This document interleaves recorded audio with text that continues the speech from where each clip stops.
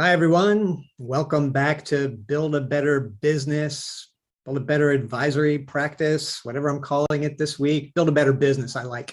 I'm here with Elaine Floyd, and Elaine Floyd, of course, is the creator of our Savvy Social Security program, our Savvy Medicare program, Savvy Generational Planning as well. One of the top experts in the country on Social Security. Elaine, thanks for being here. My pleasure. We know it's very early for you out there on the West Coast, but you'll be, just to let everybody know, you're putting on a Social Security workshop next week, and you'll be live at noon Eastern Standard Time, Monday through Thursday of next week, or is it Tuesday through Friday? I forget which. Monday through Thursday. Monday through Thursday, yeah. Mm-hmm. And that's our Savvy Social Security workshop. And so as we kind of kick off our conversation today, Elaine, I've been thinking recently about why does Social Security continue to be, an enduring topic that attracts prospects to advisors. I remember back in 2015, there were some advisors who were thinking, oh, this whole Social Security thing is over with. Can you kind of remind us of what was going on with that kind of thinking back then? Yeah, sure. Going way back, boomers were actually told when they were, in their peak of their career, not to count on Social Security, just like today's 30 and 40-year-olds are being told not to count on Social Security, right? That's just been kind of an enduring piece of advice that, is handed down to those cohorts, 30s and 40s. And it's a good thing, actually, because it does inspire people to save for their own retirement. So then baby boomers start approaching, retirement age, and they realize, oh my gosh, these benefits are here for me after all. In addition, of course, to this 401k and these other assets that I've saved up. So, Social Security is, it's a very popular program because it pays you, unlike other things, boomers are used to socking their money away and having to worry about investing it. With Social Security, you just start collecting your checks. And, so the thinking also used to be that Social Security was just really straightforward. There's just nothing to it. You turn 62 when you're first eligible for benefits. And if you're not working, you go ahead and apply. If you are working, you wait until your full retirement age, and there's just nothing to it, right? Well, then when was it? It was about the early 2000s. These strategies became known, and they had to do with spousal strategies. So it was called restricted application, that a high earning spouse could actually collect a spousal benefit from full retirement age to age 70 while their own benefit grew, right? And built delayed credit. So this was like extremely popular strategy. Our program just really, built it up and talked about, get out to your clients and talk to them about the strategy. Well, then of course, in 2015, they changed the rules. It was just a little bit too good a strategy, right? They determined that the spousal benefits, come on, let's face it, they were originally designed for non-working spouses. They were not designed for high earning spouses to kind of exploit the system. So they changed the rules in 2015. They did grandfather in people who were born before 1954. So people born in 53 or earlier can still do it. And we do still talk about it from that standpoint. But when the rules changed, as you mentioned, a lot of advisors just thought, oh, well, the game is over. Going back to the very simple aspect of Social Security, you go apply for your benefits, excuse me, and it's a done deal. But, there is so much more to it, in that so many people qualify for other benefits besides their own retirement benefit. There's widows, there's divorced people.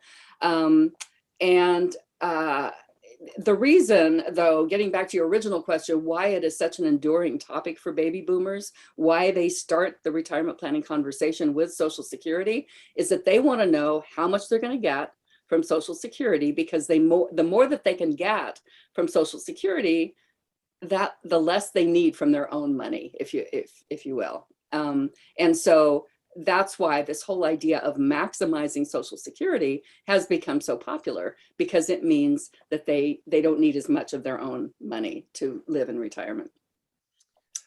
Right. And of course, one of the interesting things too was, a lot of advisors back in the early days of our program were thinking, well, my clients are high net worth. They're not going to be interested in Social Security. And it turned out that it seemed like there's even sometimes a correlation between how wealthy your client is and how interested he is, that people who got a lot of money are still very interested in knowing how Social Security is going to work and how still to get the best benefit. Yeah. But the other thing I was thinking about was the trend of pensions going away, and in terms of it being an enduring topic now for the tail end of the baby boom and soon be Gen X as well. The baby boom is a very long generation. I think people on the front end, some of them are actually enjoying having pensions. Not a huge number, but they're still, as when they entered the workforce, pensions at companies was still a thing. And now that has, really kind of gone away to a significant degree. I think it's less than 10% of companies offer pensions that have, sort of guaranteed benefit.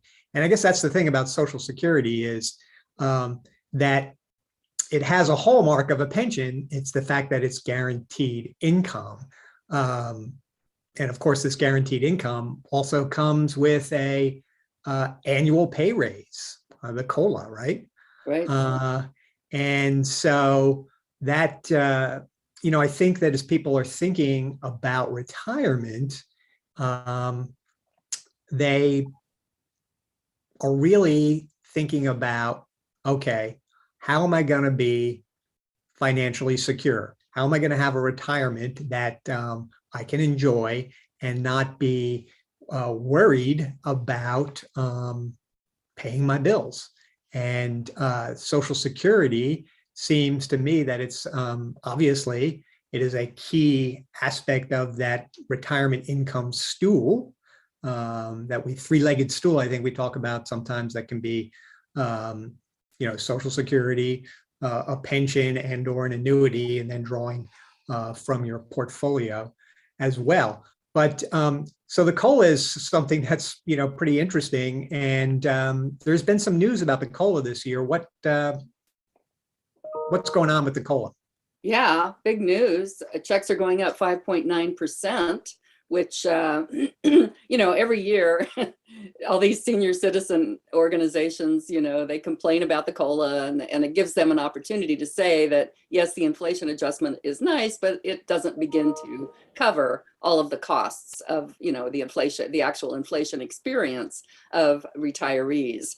They've been a little quieter in light of the 5.9%, but it's still coming out. And it still is a reminder that, yes, Social Security is inflation adjusted, but, not on the things that retirees spend their money on. It was a little bit skewed this year because, it's based on the CPIW, which is a basket of goods and services that current workers spend their money on. It's like 5,000 things in this basket. And so they, and they're weighted based on, how people spend their money. But the inflation aspect, in other words, how much prices jumped on a particular item was really kind of all over the map. And, used cars skewed it. They were up a lot. And so it kind of, it skewed the index upward. And so that's why it's the 5.9% when the actual inflation rate, the overall inflation rate was lower. But it's nice. Everybody's getting their 5.9%. We've been getting a number of questions from people who say, well, I was going to wait until 70 to claim my Social Security, but maybe I should claim it now so I can get that 5.9%. And I just want to make it clear to everybody, you're getting it. Getting it no matter what. All PIAs are raised. All the primary insurance amounts are raised by the COLA amount. And when you eventually file, it'll be included in there. Right. So, yeah, that's good because, I think when boomers or other people now, maybe Gen X soon, are starting to think about retirement. And I was mentioning before that they're thinking about, financial security. and what financial security means. And at a concrete level, it means, being able to cover, at a minimum, being able to cover your basics in retirement. And this is why I think people want to respond to advisors' invitations to be educated on this topic, because they really sense that they want to be smart and responsible about the decisions they're making for retirement, but they don't necessarily know, what exactly those decisions are and how they fit with the couple still. But getting back to the COLA, I mean, beyond the fact that it's jumping to 5.8 or 5.9, is there something else? What else should advisors know and understand about the compounding effect of all this over the years, whether people are waiting or claiming? Well, just that. I mean, it does compound. So there is that. I guess, a number of things to know about the COLA. One, it is not, I mean, it varies from year to year. So, be happy for the 5.9%. And, generally in the economy, everybody, people are worried about inflation. So if inflation does continue in some manner, we have the assurance that the Social Security income will keep up. So there's that reassurance. On the other side of it, though, there is some validity in the idea that the COLA doesn't cover all the costs that retirees face, and particularly in, healthcare. And I don't know if this is the time to transition to Medicare, but that's big news as well. Yeah, sure. Let's talk a little bit about that. Just real quick Medicare. before we go on to Medicare, the other numbers that get adjusted with the COLA, I mean, the 5.9, the COLA itself is what makes the headline news, but there are a lot of other numbers that are adjusted with inflation. One of them is the earnings test threshold. So that's the amount of income or earnings that a person under full retirement age can have before benefits are withheld. And that went up from 18,960 to 19,560 this year. So somebody can earn, close to 20 grand and their benefits will not be withheld. So there's that. The maximum taxable wage base is going up to 147,000. So these are the earnings that are taxed for Social Security. Anything over 147,000 will not be taxed at this point. There is legislation, that's being talked about to change that, but at this point, taxes are assessed only on the first $147,000 of earnings for next year. Another thing that gets a little bit technical, but the increase in the average wage index is also an important number for Social Security. And this has to do with, people who haven't turned 62 yet, who are still working. People should be assured that when they're working, when they're younger, when they're working, their benefits are keeping up with wages, not prices, but wages. And so the indexing factors and the band points that they use to calculate the benefit are keeping up with the increases in wages. In this last inflation adjustment that went from October of 2020 through September of 2021, the average wage index was up about 2.8%, which is lower than normal. Usually the wage index increases faster than the price index. And the wages were up just under 3%. So that actually is affecting the benefit that's going to be calculated for the 1960 cohort. The people who are turning 62 in 2022, their indexing factors and bend points are going to result in a slightly lower benefit than if the wage index was at its typical long-term average. Right. Before we jump into Medicare, we got a couple of questions. Okay. So let's see if we can turn to those for a second. We have our friend Hal CPA asking, can a spousal benefit be received if the other spouse is receiving Social Security disability income benefit at age 58? Yes, absolutely. That's a great question. Most of us think that, we know that the other spouse has to be receiving a benefit, and we usually think, well, that spouse has to be at least 62. But if the spouse is receiving a disability benefit, that does qualify the other spouse for filing a restricted application. And of course, they need to be born in 53 or earlier. Right. Good. Erin Cahill is asking a question. Says, can you guys discuss the follow-up best practices advisors are using after they've hosted a webinar to take over assets and take on a new client? So Elaine, you can start with at least the first part. Why don't you talk a little bit about, the calculator suite that is part of the Savvy Social Security program and how it really fits hand in glove into any live presentations people do, because there is a call to action coming out of these presentations. Yeah. So, I mean, everything advisors do in this realm of Social Security education is so, so valuable to people. I mean, the 1 hour of information that they get, or whatever, 30 minutes, whatever long you make it, they're going to come out of there knowing so much more than they knew going in. And then number two, during the presentation, we encourage you to offer a free, personalized, customized claiming analysis. And so people sign up, all they have to do is give you their birth date and their primary insurance amount off of their statement. And then you figure out some life expectancy. And those are the only data points that you need to do a really robust, customized analysis for people. So you get that information from them. And that's why it's so good for people who, are a little bit hesitant. Maybe they're shopping for an advisor, or they just, they don't really want to commit yet.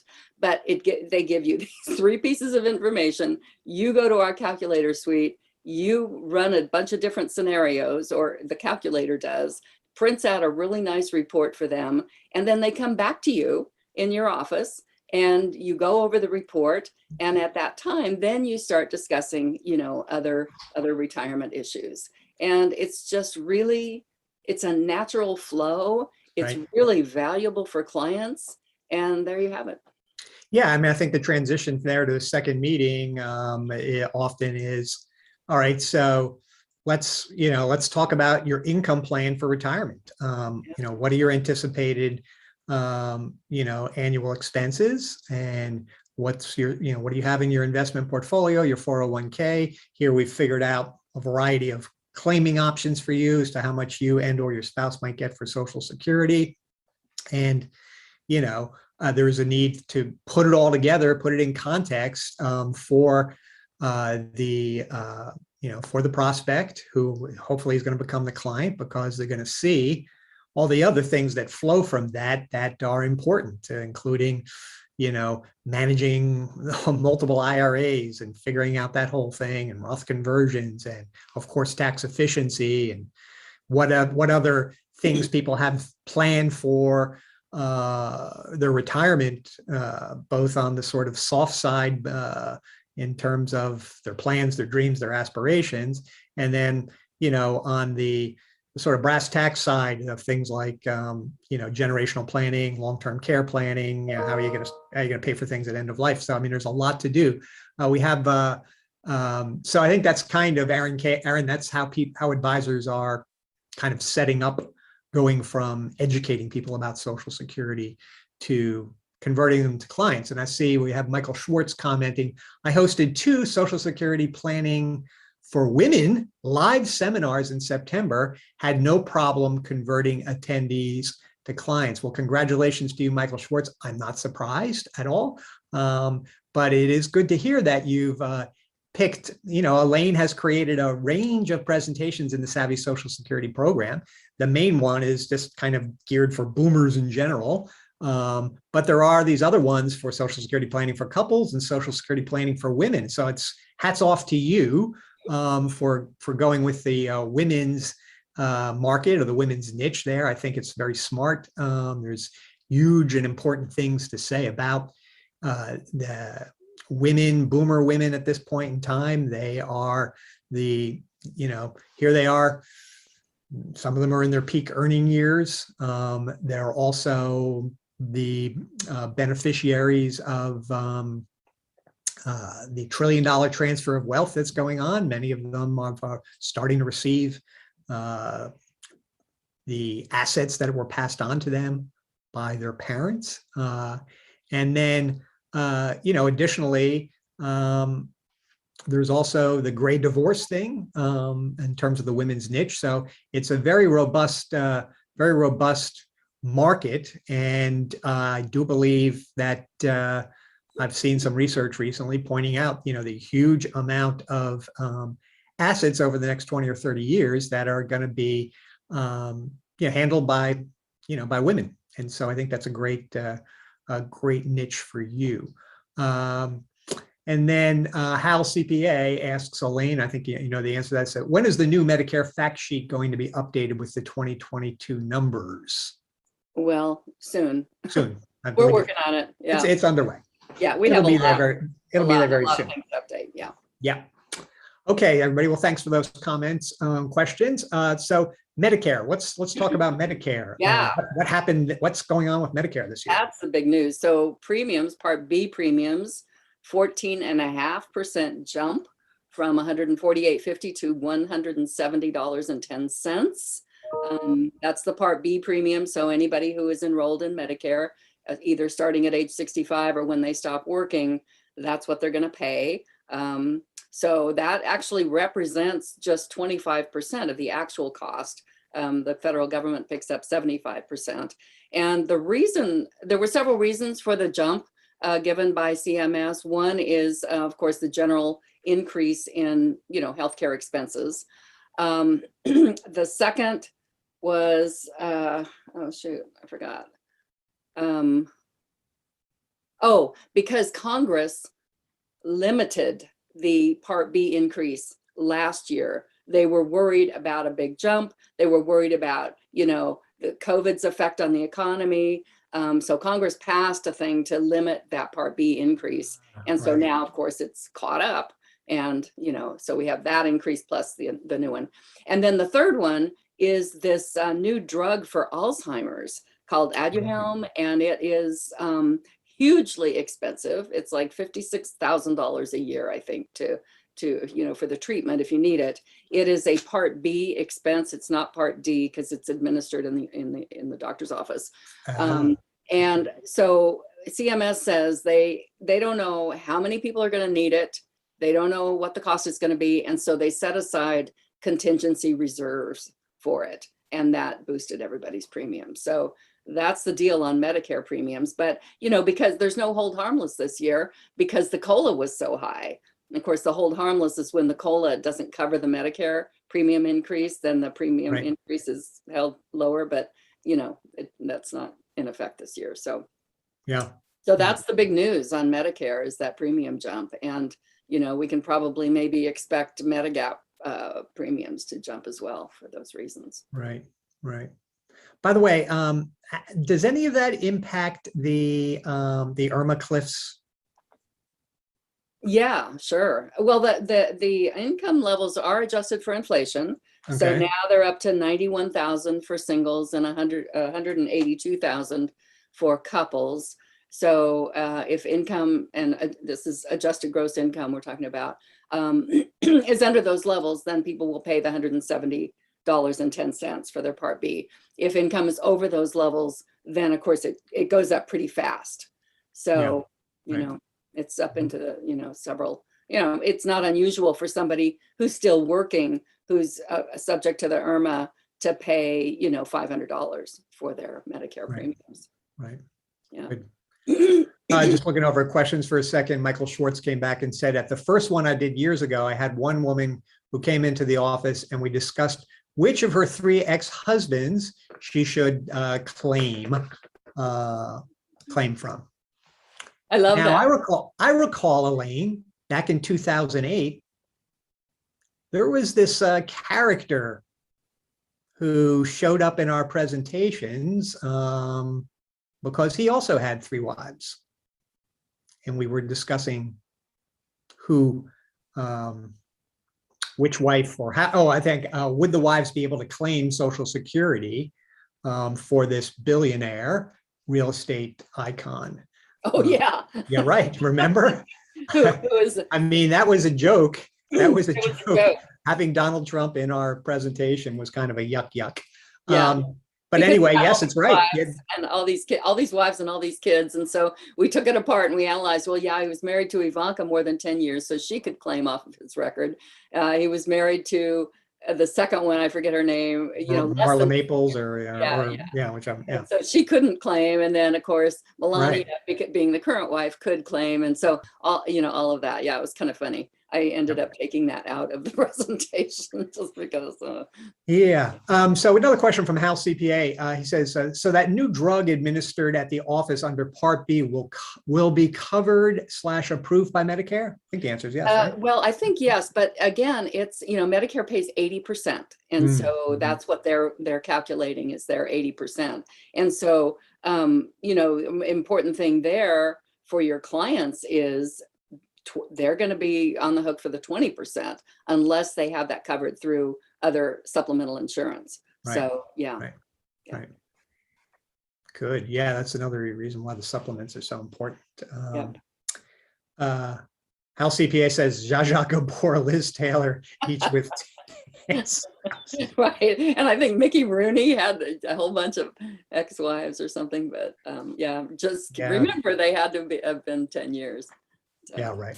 We're going back. Okay. So Elaine, we discussed earlier about you might want to talk about some life-changing scenarios and how to educate and ask the right questions to get clients benefits they're entitled to. What are you thinking about relating to that? Oh gosh. Well, my favorite one is, were you ever married? If yes, did the marriage end in divorce? If yes, did the marriage last over 10 years? If yes, is your ex still alive? If no, well, first of all, if yes, then you probably, you may or may not be entitled to a divorced spouse benefit, because the spousal benefit, if he's still alive, it's only 50% of his primary insurance amount. So, if you've been divorced for a while, you've been working, your own benefit is probably higher than his 50%. So, most working divorced women don't really qualify for a divorced spouse benefit. But if he is deceased, it's 100%. And that's why I am just like on my soapbox to make sure advisors ask their clients, and these marriages could have happened a long time ago and people forgot about them. They didn't think they were relevant. But if that ex dies, they may now be entitled to a divorce spouse benefit because it's 100%. So that's one of the situations. So this whole idea of dual entitlement, that's a Social Security term when you're entitled to both a retirement benefit and some other type of benefit. And it's rampant among baby boomers because of our serial marriages, and also because baby boomers are starting to die. And these survivor benefits now are becoming, available to people. Yeah. Yeah. Whether they're currently married or, if it's an ex. So, yeah. So that's one thing. Let me think. There were some others, dependent kids, By the way, getting back to just before you go on to that, I just wanted to point out the other thing that advisors ought to be on their toes about is that sometimes clients, we were married, we're married 9 years, not 10 years, or they think they weren't married 10 years, but the actual, the length of the marriage it ends when the divorce papers are finalized, and these things can go on for a year, 18 months. And so someone might think, they're in their head, it's like, we split up, we lasted 9 years, but the divorce came at 10 years and 3 months. Yeah. And boom, suddenly that actually happened to one of our members who's a friend of mine, and he exact same thing. Yeah, we were married about 10 years, we were together 8, and then we separated, and and then he took our program and he looked at the divorce decree, and it was just over 10 years, and he was on good terms with his ex, and he was very happy that she was a low earner, very happy that she was able to get those benefits. Yeah, good point, Sean. Thanks for bringing that up. Yeah. Check the decree. And so you were about to say, about dependent benefits? Yeah, right. Yeah, so that's another thing, among baby boomers, which is, what's really interesting with the whole Social Security program. This was developed in 1935, and in a time when, couples got married and stayed married forever. They had their kids when they were young, And it was just a really, pretty universal way of living, Well, baby boomers changed that a lot. Baby boomers got divorced and remarried and, remarried younger spouses and then started second families. And so, dependent benefits do come into play a lot with baby boomers. And so, make sure that you talk to your clients about this. I'm sure they would bring it up, as you're talking to them. If they've got young kids, you would, but do know that once a parent files, each child becomes eligible for 50% of that parent's PIA as a dependent benefit up to the family maximum. So that's important. And the other part of that is disabled adult children. So if a client has a child who's now an adult, but was disabled prior to age 22, that child can also get benefits. So. Right. Yeah. Okay, we got a question from Harley Shanklin. Hey, Harley, would ensuring prior military service is represented on Social Security earnings be relevant to this, or at least those who served prior to 2001? So from what I understand, those, there is earnings credit for military work. The money that you make by serving in the military is covered earnings for Social Security. And so it is, when you apply for benefits, it is incorporated into your earnings record. And if it affects your benefit, because it may not, it was a small amount, it was like $1,200 a year or something that could go onto the earnings record, right. then yeah, but they take care of that when you apply for benefits. Good. Our friend Victor Connor from Florida asks, he says, to confirm, so if pre-1954, can survivor claim survivor benefits and continue to allow their own benefit to build to age 70? Glad you're asking this, because survivor benefits are different. That 1954 cutoff, that applied to if you're, a married couple and both spouses are still alive. But if you've got a survivor benefit available to you, either your spouse died during the marriage or you were married over 10 years and your ex is deceased, and if you are between the ages of 60 and 70, you can take a survivor benefit and let your own benefit grow. So you can essentially file a restricted application for survivor benefit, regardless of your age. So thank you for bringing that up, because that's a really important point to get across to people, that when they changed the rules, they did not change survivor. Right. Good. And Hal CPA says, also remind clients to not have their dependent adult child to never get married, or they will lose permanently their benefits. Okay. Yeah. Good advice. Is that true? Had some experience there, it looks like. All right. So Elaine, we're going to wrap it up. Next week, you're putting on your workshop, and it's the Savvy Social Security Planning Workshop. On the fourth day, I'll be on, and we'll spend some time examining all the ins and outs of how to build your business around this topic. It's something I've been talking about a lot recently, especially we're preparing a new financial educator coaching program for January. It's a 3-month-long program.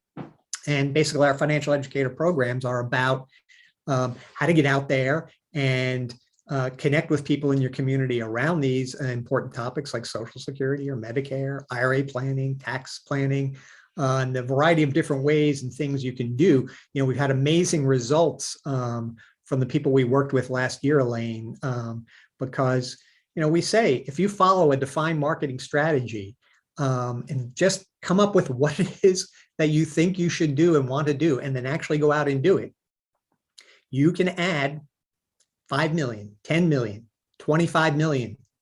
Even we've seen people add 40 million in new AUM during the course of the year by just having a regular calendar, a regular schedule of educational events, webinars, live in-person events, drip marketing. All this stuff brings in new business. And we kicked off this group last January.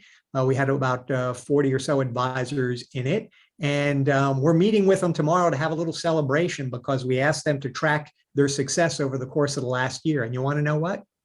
We asked them, we marketed this program saying you can add these kinds of assets to your business. It's just up to you, but follow our program and we'll help you along. So we asked people, how did it go this year? Oh, 5 million, 10 million, 18 million, 19 million, 23 million, 6 million, zero, every now and then, zero. I had some other issues come up. I couldn't do anything. But the point is that our program, we worked with everybody and people got out there and did it. They had the activities, they took action. And when you take action, you position yourself as a financial educator. That's what happens. You succeed. You get new business because, as we said at the top of this program, people are looking for financial security in retirement. They want to live the full life and they don't want to have to worry about their bills. They don't have pensions. And so they know that Social Security is going to be a key aspect of their retirement income. And so they're looking for help on how to do this and how to do the other things, how to make smart and responsible decisions that will allow them to sort of clear the decks and enjoy the next chapter in their life. And so that's something that we preach both in the business development aspect of the Social Security workshop next week and then more fully in the Horsesmouth Master Member Program and this coaching program we have called the Advanced Financial Educator Marketing Program coming out in January. So keep your eyes peeled for that, everybody. Thanks for being on. And we'll see you next Thursday for another installment of Build a Better Advisory Practice. Thanks for being here and thanks for being on, Elaine. Thanks.